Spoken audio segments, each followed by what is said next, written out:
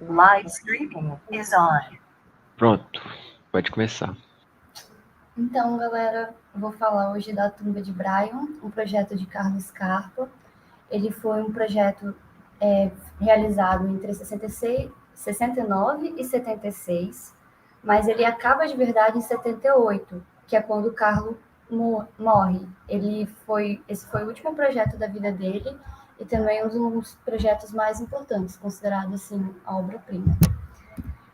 A tumba foi um projeto encomendado pela esposa chamada Honorina, de um cara chamado, de uma família. Peraí, desculpa, gente, estou um pouco nervosa. O projeto foi uma tumba encomendada pela Honorina Bryan para homenagear o esposo dela após ele morrer. Eles eram de uma família tradicional que tinha ganhado bastante dinheiro com televisão, essas coisas assim, em fábrica. Um projeto está num anexo ao cemitério da cidade de São Vito, em Altimo, na província de Treviso, que fica a uns 20 quilômetros de Veneza, que é a cidade do Carlo. Isso é importante porque depois, quando eu estiver falando dos projetos, vocês vão ver bastante a presença de água e como ela está dentro do projeto se liga muito com a história do arquiteto.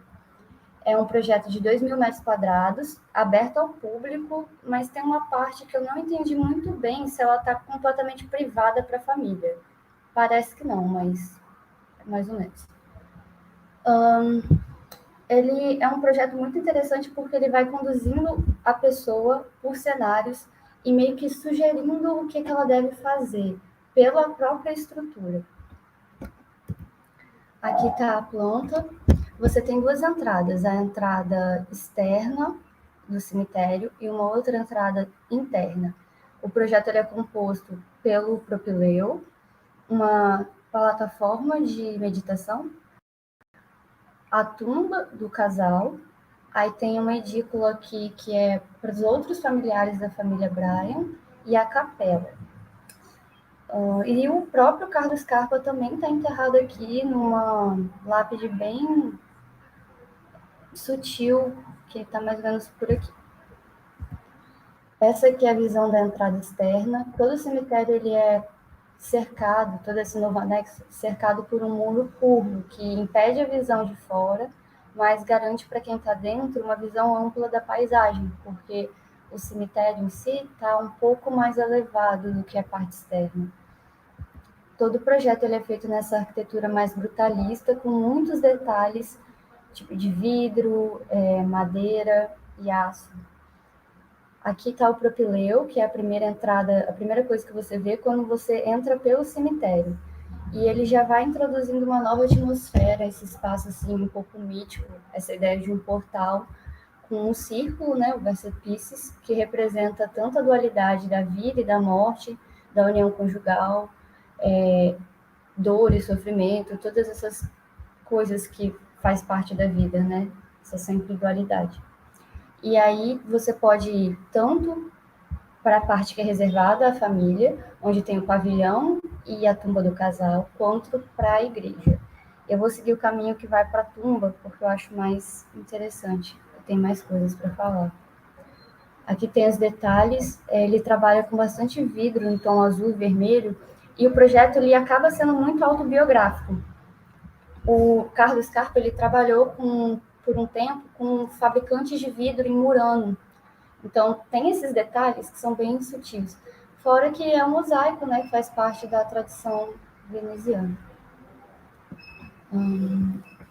Aqui são outras vistas externas, porque esse é um espaço, eu achei muito difícil de tentar explicar ele pelas fotos. Não é tão óbvio, eu acho. E ele está disposto de uma forma que cada volume ele tem uma perspectiva específica sendo olhada de outro volume. Tem esse cuidado.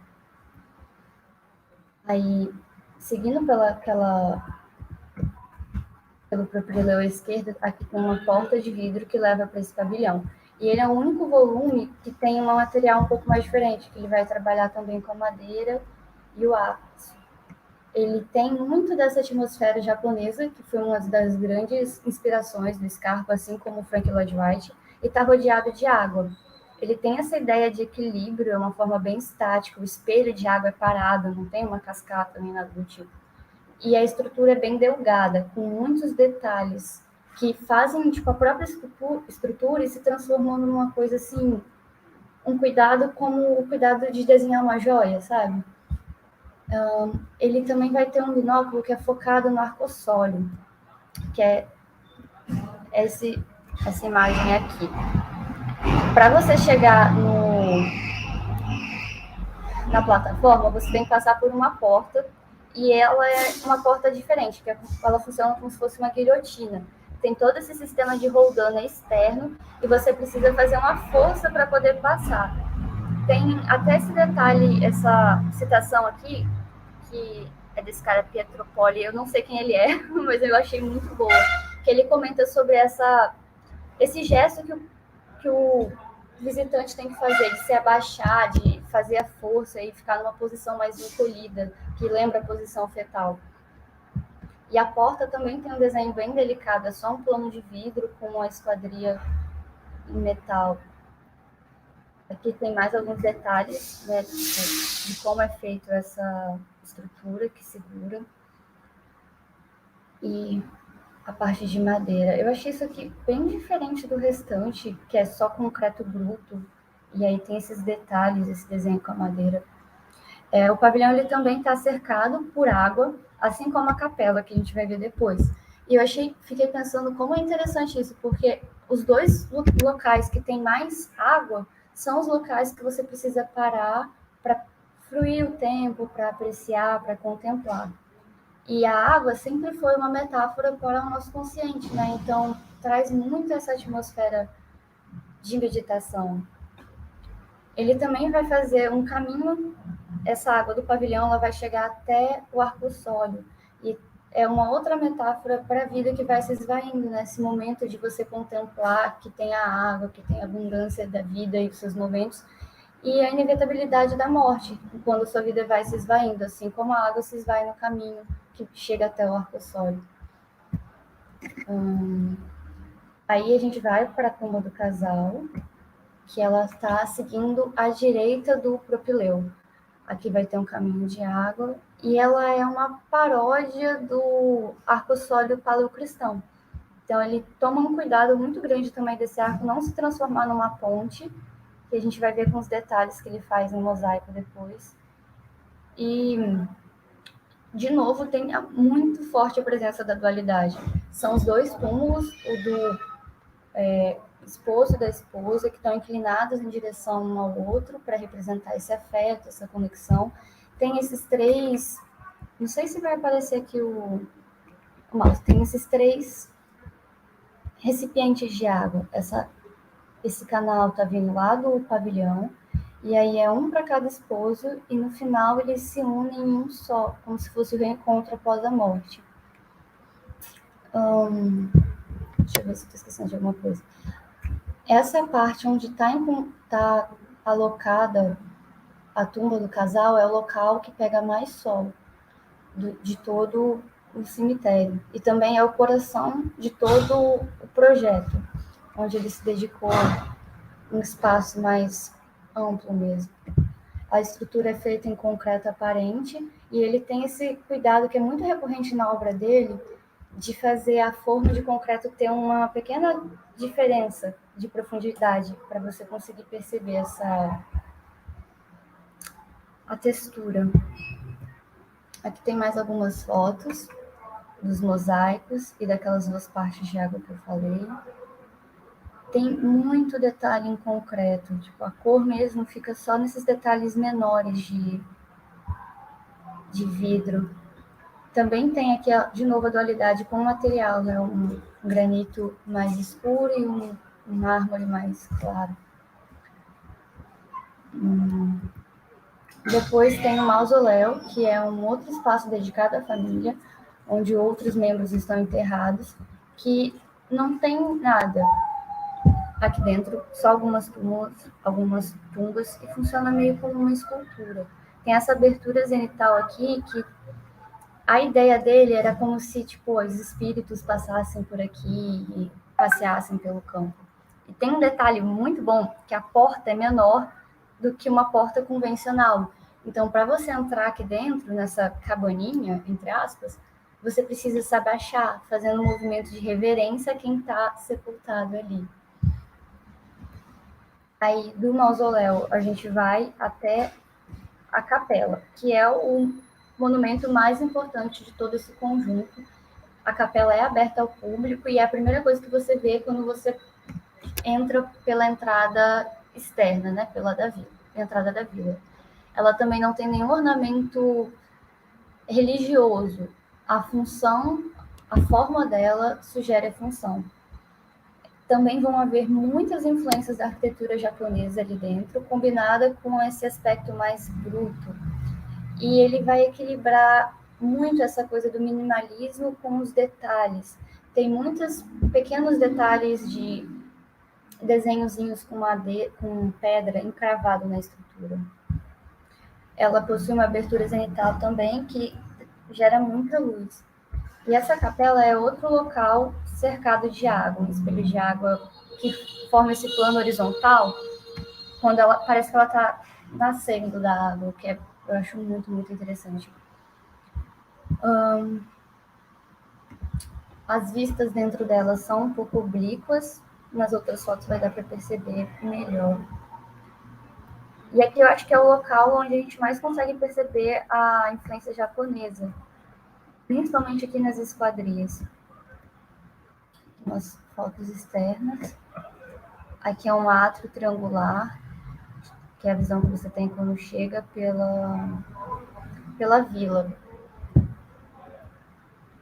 Tem uns detalhes muito interessantes, como, por exemplo, essa janela aqui, a forma como ela abre, que é pesada e está sobre esse espelho de águas, parece flutuando, detalhes incrustados na estrutura. E aqui é a parte interna. Quando o projeto finaliza, que é com a morte de Scarpa, ele estava no Japão, fazendo uma viagem. Então, acho que dá para notar bem esse final da vida dele e as influências que ele tem. Também uma outra característica muito forte é que ele era um arquiteto historicista.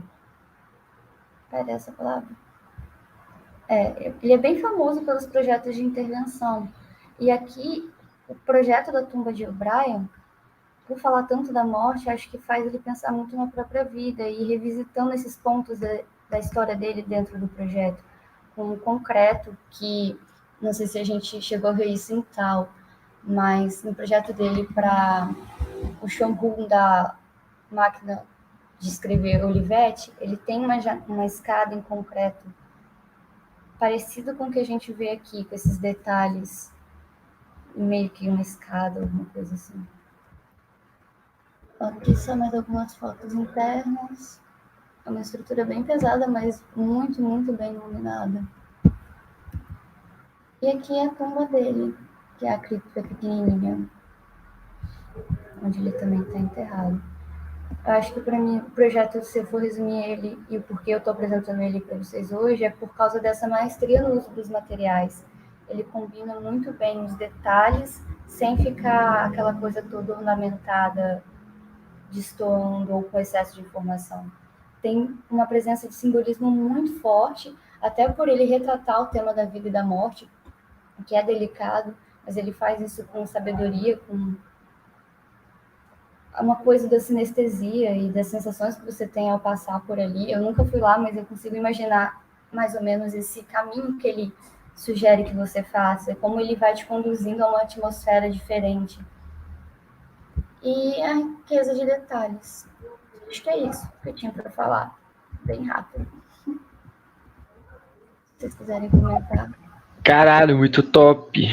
Véi, eu gosto muito desse tipo de arquitetura que ela não é uma coisa que só existe, assim, não é isso, não é dessa forma que eu queria me expressar, mas ela é uma arquitetura feita para você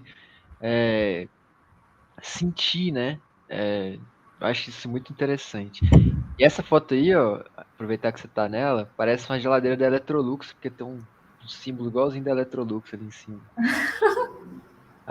Aí eu notei umas coisas aqui, já que eu já comecei falando. Mas acabou que você falou no final, essa parada de abaixar para entrar em alguns lugares tem nas pirâmides do Egito também. Então talvez seja de lá que ele tenha tirado. Tipo, nas pirâmides você sempre abaixa antes de entrar numa tumba, né?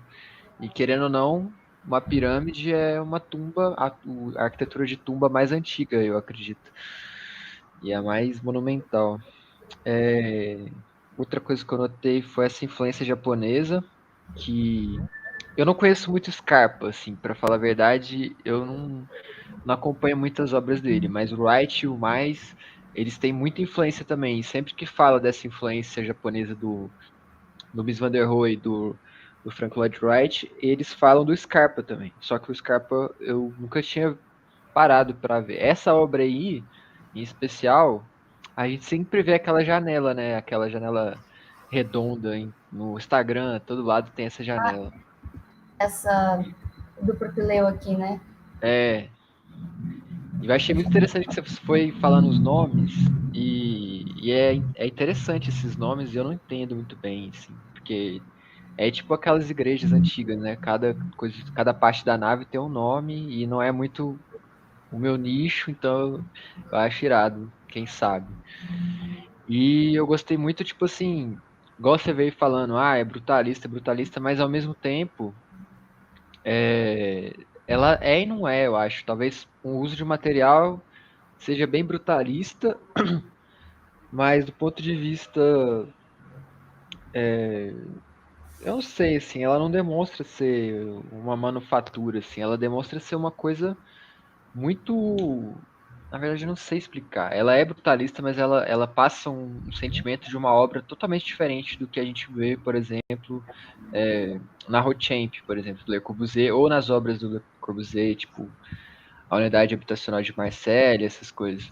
Ela é muito diferente, né? Talvez seja essa influência da cultura japonesa.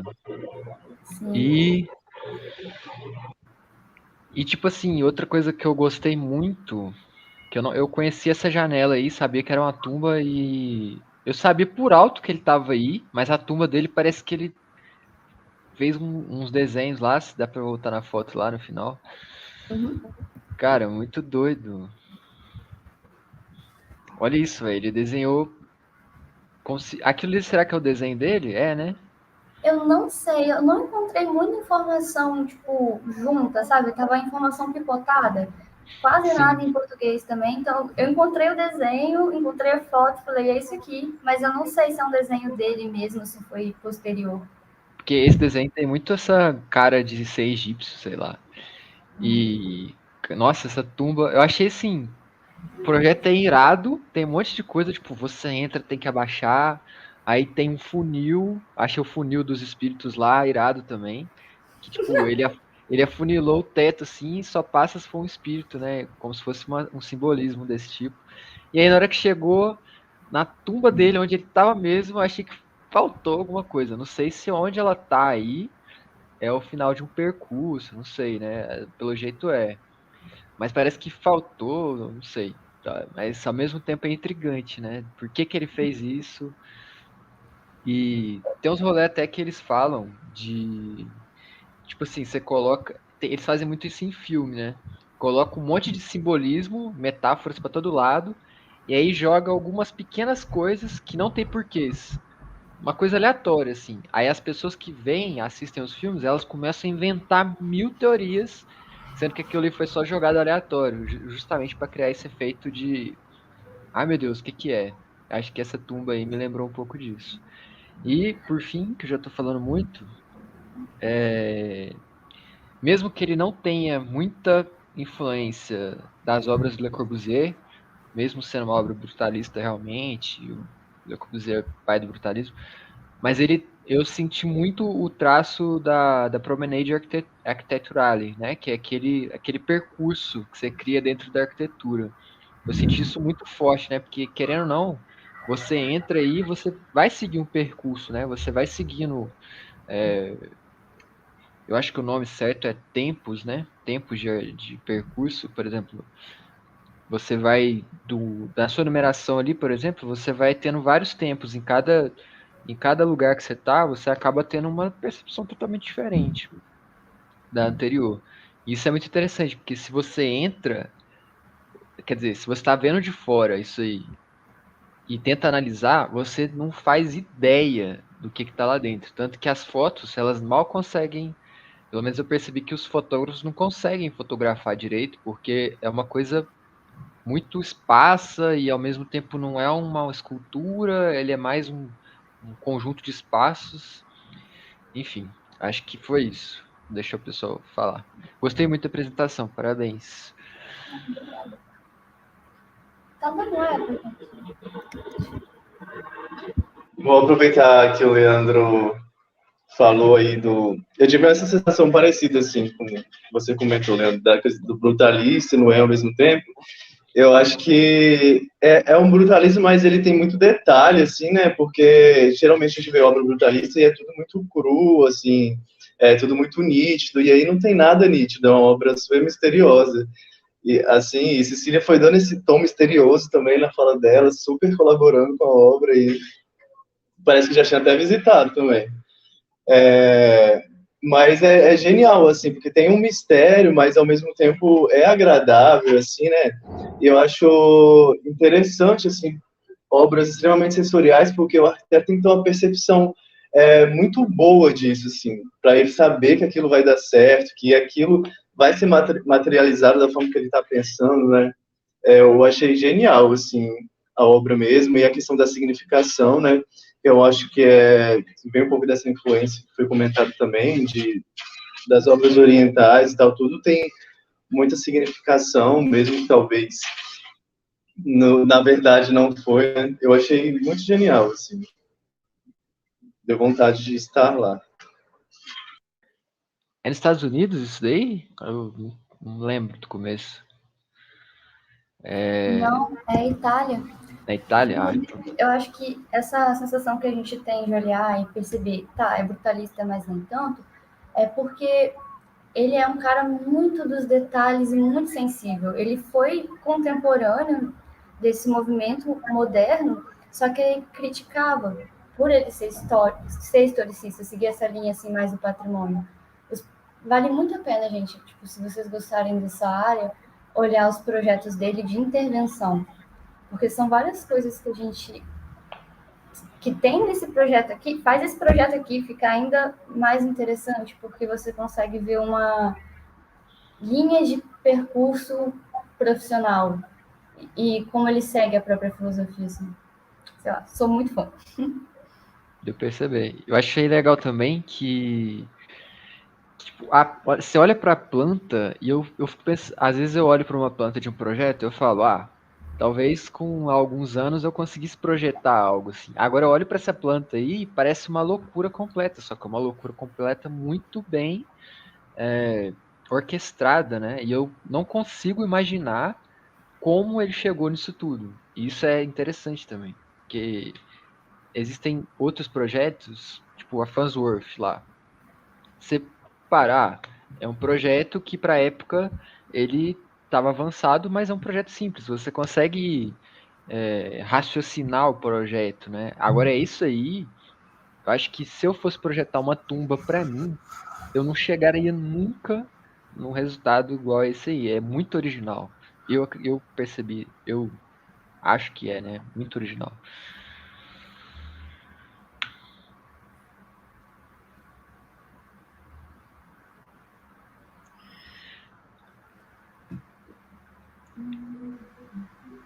E aí, mais alguém vai falar? Só de projetar uma tumba é original? Eu acho que tem que vem falando de um rolê muito... Acho que é meio... Acho que tem um rolê um pouco disso, assim, ser tratado da morte, né? Tipo, se você fosse desafiado a tratar da morte na arquitetura e fazer isso de uma forma que fique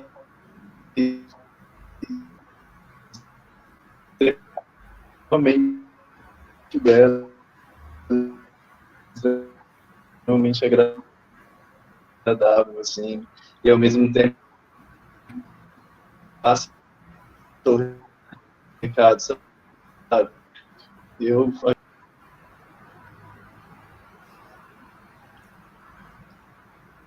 Acho que o Rafa caiu.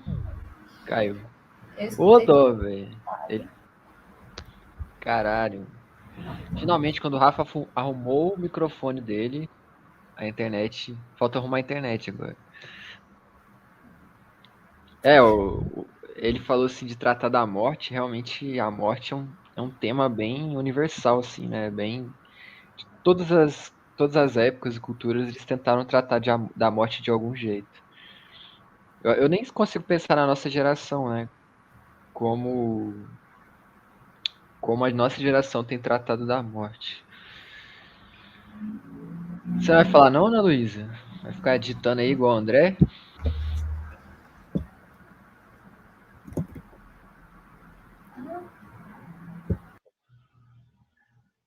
Tem muita gente aí. Ô, André, manda sua definição aí que eu leio pra você. É porque lá no YouTube não tem o chat, né? Então era bom vocês pelo menos escrever. O André, né? Pô, eu tenho microfone agora. Uhul! Caralho, viado. Mas, Agora sim. mas aí, cara, eu achei muito doido, assim. Não sei nem descrever muito, assim, mas eu acho muito interessante como que as pessoas, algumas pessoas, né, igual, conseguem ter a genialidade de transformar um espaço edificado numa experiência, né, igual a Ana falou, e uma coisa que eu também acho que é um rolê sensorial, cara. Porque deve ser assim, que, como a gente estava falando, a morte ainda é um tabu, assim, a gente evita um pouco falar sobre isso, porque é uma coisa natural, mas a gente enxerga isso de uma forma muito ruim, né? Porque, lógico, a gente não quer perder as pessoas que a gente gosta e tal. Enfim, aí, cara, o cara me faz uma tumba, me faz uma arquitetura voltada para esse tema, onde a pessoa vai conseguir, tipo assim, é um espaço ao mesmo tempo introspectivo, porque você começa a refletir sobre a vida, né? Estando num espaço projetado para a morte. E além disso, eu imagino que estar lá, passando por esses lugares e tendo que abaixar para entrar e tal, e vendo toda aquela questão ali, os detalhes que o Scarpa pensou, eu acho que isso dá uma parada sensorial muito assim, acho que é mista, sabe? Eu, por exemplo, eu me sentiria um pouco, sei lá, talvez me desse arrepio, assim, de estar em um lugar tipo esse, assim, mas ao mesmo tempo experienciando uma parada totalmente inusitada, sacou? Então acho que ele foi muito gênio nessa parada, muito inovador. Eu achei muito legal o projeto. Como que chama aquele monumento lá? Que é um monte de bloco de concreto. Esqueci o nome. É Monumento ao Holocausto? Acho que é. Eu acho que eu sei qual que você tá falando. Deixa eu ver aqui. É ele mesmo. É do Peter Eastman. Tipo assim, eu acho que nesse. Achei que era o Stonehenge. Não, é do Peter. Vocês sabem qual que é, né? Ele é um monte de pedra de concreto. E aí é um monumento. Eu acho que se eu tivesse lá, eu sentiria um arrepio, assim, uma sensação muito mais densa, densa do ponto de vista de ruim, assim, né? De você se sentir oprimido lá, do que nessa obra. Essa obra aí, mesmo que ela seja uma obra fechada, ela seja uma obra que te faz abaixar, que te coloca em situações ali que estão trabalhando o seu emocional o tempo todo, né? Porque você está lidando com a morte e você vai morrer em um dia. Então acaba que você cria como te fala? Um carisma com o prédio, né? Com o que ele está tentando te passar, uma ligação. O prédio liga com você de todo jeito. Se você é um ser humano e você entra nesse prédio, você vai entender ele, porque você vai morrer um dia. Então essa ligação é muito natural. Então eu acho que esse prédio, ele, igual o André falou, ele tem uma relação muito introspectiva e tal, mas ele não deixa de ser muito sensorial, né? E a densidade perceptiva dele tá justamente nesse percurso, nessas diferentes interações e tal. E aí, vocês não votaram, hein? Tem uma votação aí aberta. Quem acha que é brutalista, quem acha que não. Eu acho que não Eu é. não falei ainda, hein? Fala aí então. Pô, gente, eu tô no meio da instalação aqui, eu vi pouca coisa. Eu vi mais vocês discutindo sobre a obra, né? E eu comecei a pensar na apresentação que eu fiz, tá ligado? De arquitetura sensorial. Que era, tipo, uma coisa totalmente nada a ver com isso, né? Verdade. Então, assim,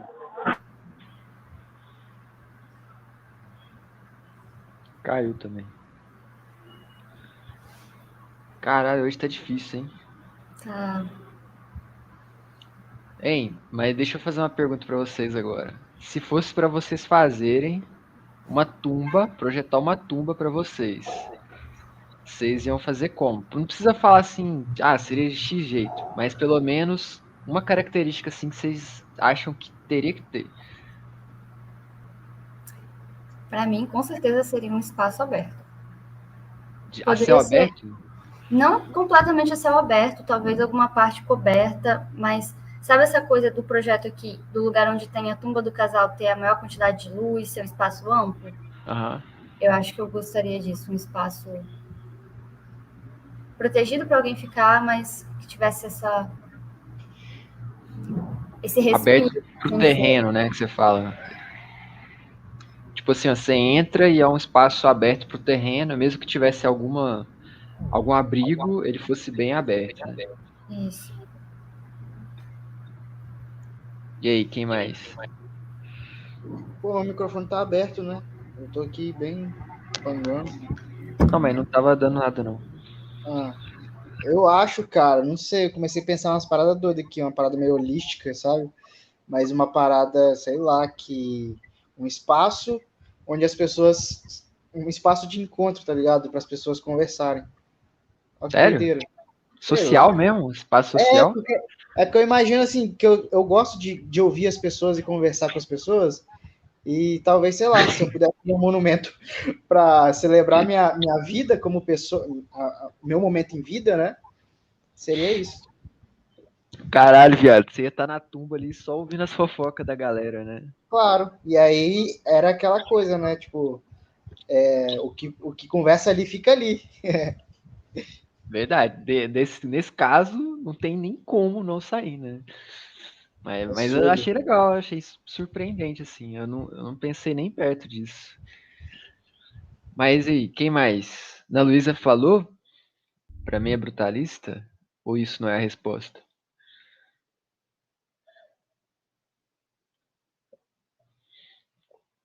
Luz e sombra? Como assim luz e sombra?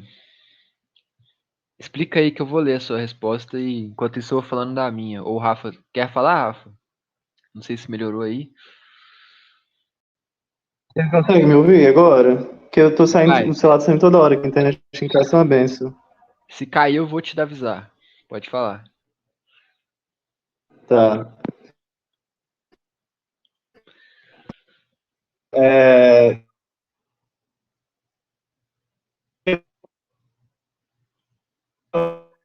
Ih, não deu. Tá caindo. Olha, exatamente assim, essa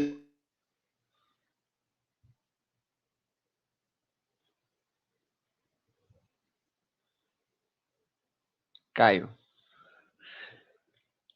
Tá ouvindo a gente ainda, Rafa? Se tiver, digita no chat também. Então, que aí eu leio pra nós. Só pra ficar salvo no vídeo.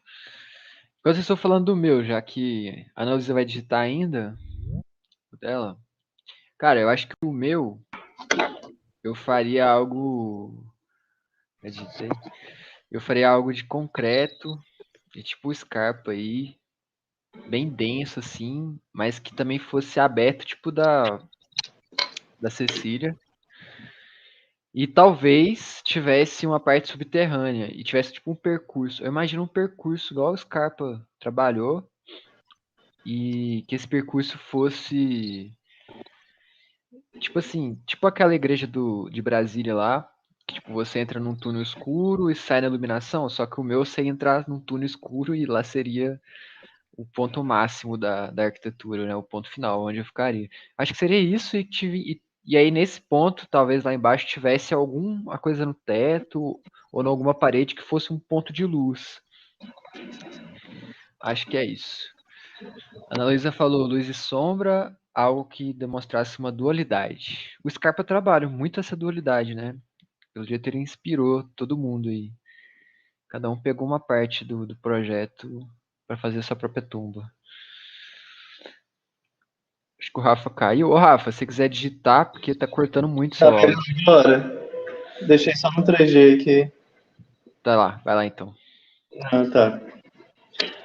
Aquela hora que tinha falhado, primeiro, eu tinha falado exatamente, eu acho que dessa dificuldade, né, de você falar de algo tão, para algumas culturas tão sagrado, assim, digamos assim, né, tratar de uma forma tão, como eu posso dizer, algumas culturas tratam a morte de uma forma muito de boa, assim, ao contrário da gente aqui, né, mais ocidental, que vê ainda como um mistério e tal, apesar de ter essa crença de vida após a morte ainda, como que é difícil, eu acho, e que o arquiteto deve ter uma percepção muito grande para saber se aquilo vai dar certo, né?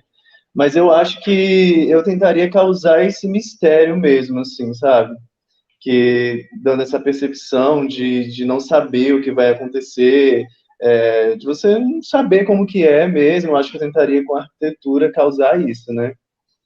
Dar esse ar de mistério e ao mesmo tempo revelar coisas belas, assim. Irado. A cultura mexicana, por exemplo, celebra, né, o Dia dos Mortos, tem festa, bebida. Parece que eles até desenterram eles, umas coisas assim muito doidas. Ana Luísa falou que luz e sombra, algo que demonstrasse uma dualidade, mas acho que seria interessante algo mais claro, para desmistificar algumas imagens associadas com a morte. Quebradora de tabus, Ana Luísa. Mas gostei, legal.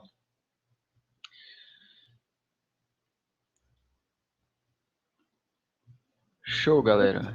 Eu queria falar só mais uma coisa, porque eu fiquei muito curiosa. É que essa porta aí, super doida que ele fez, tem que, como eu falei, eu não fui lá, então não sei, mas um relato que eu peguei diz que é bem pesada, que você tem que jogar muita força no seu corpo para poder abaixar. Só que você não consegue, por exemplo, perceber esse movimento das roldanas ou nada disso enquanto você está por dentro. Você não consegue ter essa noção do funcionamento e da engenhosidade dessa porta ao mesmo tempo. Você só consegue ou passar por ela ou observar as roldanas. E aí eu fiquei sem entender, tipo, por que disso? Essa Tava porta aí, será que ela significa a passagem da vida para a morte? É tipo isso? um pouco disso, né? Mais como um nascimento, né? Por essa coisa de você ter que fazer a força e passar Ah, e é. passar. Só que ela é muito engenhosa, tem esse detalhe externo super, sei lá, É é um muito detalhe que interessante, né? deixou. Todos os outros eles são mais óbvios, né, dentro da sua metáfora. Esse você não conseguir entender como funciona esse mecanismo pelo lado de fora e pelo lado de dentro, não conseguir ter esse estudo, eu achei isso meio curioso. Nossa, é irado essa porta aí. Mas realmente é um nascimento, né? Até a luz ali, ele coloca escuro de cá, luz de lá. Essas metáforas, elas são. A gente tá falando, é brutalista, não é? Mas a metáfora na arquitetura, ela vem com pós-modernismo. A ideia de metáfora, ela é pós-moderna. De que ano que é essa obra? 70? 70. 75. Pois é, o Scarpa, ele já tinha umas ideias aí, né? Mais recentes. Ele não era tão moderno assim, né? Você falou que ele realmente ele teve uma evolução muito grande, né, no decorrer da vida dele. Sim, é tipo, eu não conheço tantas obras dele, mas o que eu sei é que a maior parte das obras são em edifícios históricos, tipo obras de intervenção ou de alguma forma de restauro, alguma coisa Entendi. assim. E esse é um ambiente que ele criou do zero, com bastante liberdade. Então, você consegue ver, eu acho que essa evolução por ele poder estar sendo completamente livre ali. Usar toda a carga que ele tem e expressar isso em algo novo. Essa porta aí, agora que eu tô lendo o textinho ali, realmente eu não entendi muito bem, não, esse simbolismo. Tipo assim, a Roldana tá do lado de externo e você não vê. certo? Então o mecanismo tá de fora, quem tá de fora vê o mecanismo, né? Isso.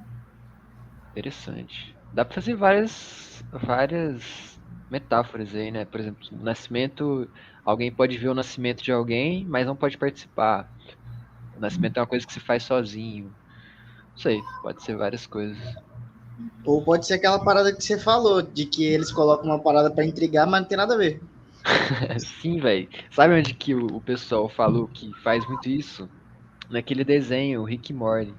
Os roteiristas falam que às vezes eles colocam uma coisa que não. Eles colocam lá e aí todo mundo que assiste fica criando mil teorias. Aí pergunta pra eles, mas o que vocês quiseram dizer com aquilo? Aí eles falam, não sei, a gente jogou aí e a melhor teoria acaba ficando, né? Sendo a. Finge que a gente pensou na melhor teoria.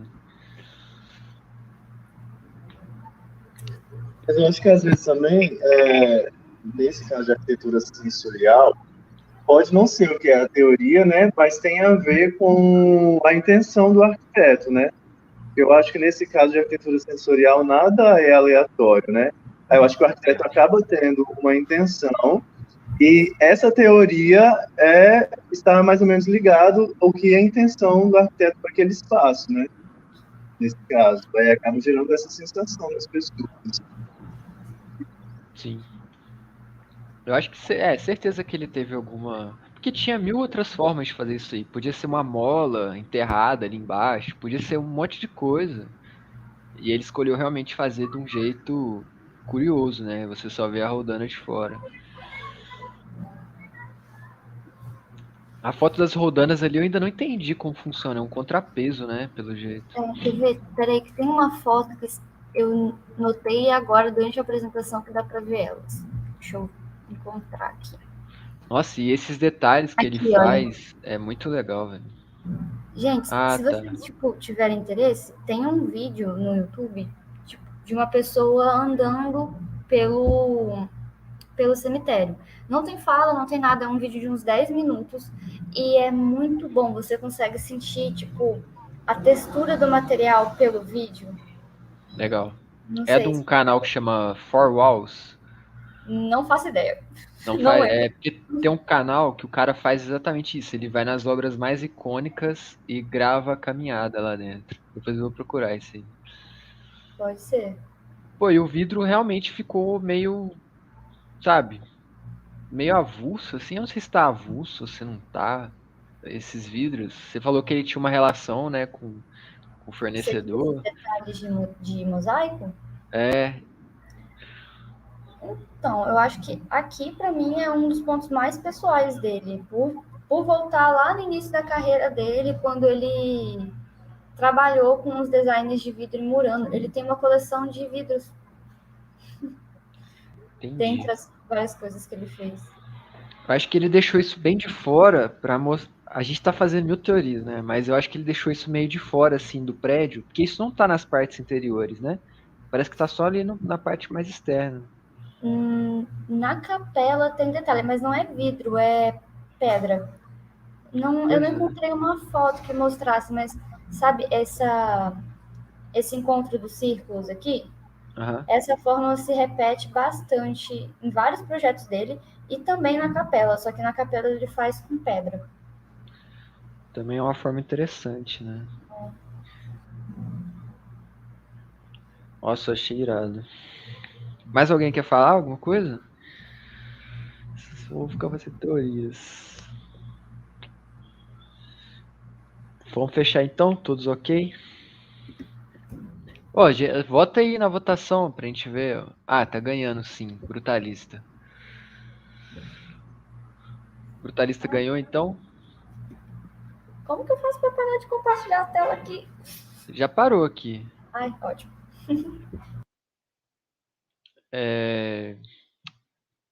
Então, Brutalista ganhou com ressalvas. E, ô Cecília, escolhe outra pessoa então para ser o próximo. A gente começou de novo, então eu fui o primeiro, você tá sendo a segunda. O Rafa. Show. Rafa escolheu. Valeu. E vai ser semana que vem ou na outra, gente? Ah, vamos ver. Depois do carnaval? Ah, a Ana vai estar sem internet. Hum, A gente pode vê, ser. a gente conversa ano que vem. Se der pra fazer, a gente Beleza. faz. Vou ir preparando já então. Beleza?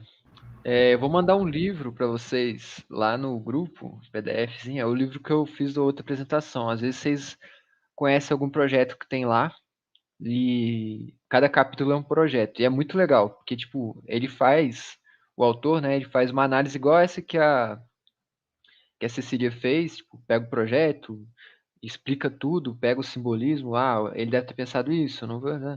Faz uma análise completa. E os capítulos são rápidos, com muitos croquis e tal. Então, às vezes, vocês animam a fazer algum do livro. Ou ler, assim, algum projeto que vocês queiram. O primeiro projeto do livro, ele abriu minha cabeça, assim, então talvez valha a pena vocês verem. Então, vamos fechar então? Amo esse livro, é muito bom. Eu tenho ele desde antes de começar a fazer arquitetura, por algum motivo. Beleza, galera, vamos ficar por aqui então. A Cecília acabou de fazer o primeiro vídeo dela do YouTube. E aí, então, semana que vem a gente tem um do Rafa. Beleza? Fechou? Show de bola. Valeu, galera. Boa noite pra vocês. Valeu, Cecília. Até mais. Boa noite.